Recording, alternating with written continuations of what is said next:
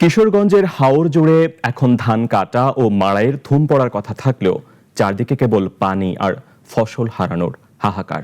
বৃষ্টি আর উজানের ঢলে হাওরে পানি বাড়ায় বিপুল পরিমাণ ফসল নষ্ট হয়েছে কৃষকদের। অনেকেই মাঠ থেকে ভেজা আধা পাকা ধান কেটে আনলেও দাম পাচ্ছেন না। মোস্তফা শাওনের রিপোর্ট, জানাচ্ছেন শাশ্বতী সরকার। অসময়ের অতিবৃষ্টিতে কিশোরগঞ্জের হাওরের ধান পানির নিচে তলিয়ে আছে দীর্ঘদিন। অনেক জমির সোনালী ধান ধারণ করেছে কালচে রঙে। ভেজা আর কালো হয়ে যাওয়া এই ধান বাজারে নিয়ে মিলছে না কাঙ্ক্ষিত দাম। সাধারণত ধান কেটে ঘরে আনার পর ধান সিদ্ধ করা, খোলায় সেই ধান শুকানো, এসব কাজ করে থাকেন কিষানীরা। তবে এবার বৈরী আবহাওয়া তাদের সেই কষ্টকে বাড়িয়ে দিয়েছে বহুগুণ। মনে হয় একবার লারি এই মেয়ে গায়ে হরে এই আবার দলা হরি যে মিনে করতেছি এবার কষ্ট বেশি বুঝু।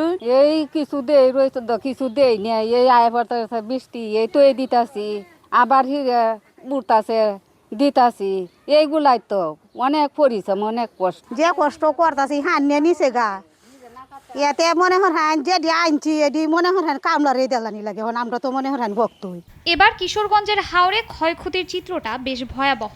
চরম প্রতিকূল পরিস্থিতির মুখে দাঁড়িয়েও হাওরের কিষানীরা লড়ে যাচ্ছেন অবিরাম। তারা বলছেন, ধানের ন্যায্য মূল্য না পেলে এবং সরকারি সহায়তা দ্রুত ক্ষতিগ্রস্তদের ঘরে না পৌঁছলে হাওরের এই গ্রামীণ অর্থনীতির সচল রাখা কঠিন হয়ে দাঁড়াবে। আমরা সরকারে কিছু দিয়ে তো আমরা বাঁচতাম না। এখন বাজারে নিলেও ধানের দাম হয় না, এই 300, 400, 200, 100 এবে কুয়ায় ওখানে তার হুলাহান লই কিবে কায়াম কিবে চলাম। জেলায় প্রায় 36,000 কৃষক সরাসরি ক্ষতিগ্রস্ত হয়েছেন বলে জানায় কৃষি অধিদপ্তর। তাদের সহায়তায় সরকারি উদ্যোগের কথা জানালেন এই কর্মকর্তা।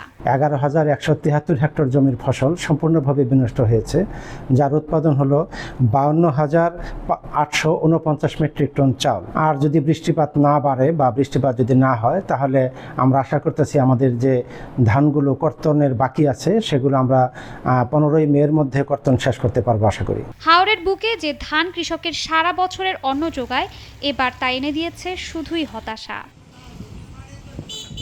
শাশ্বতী সরকার, নাগরিক।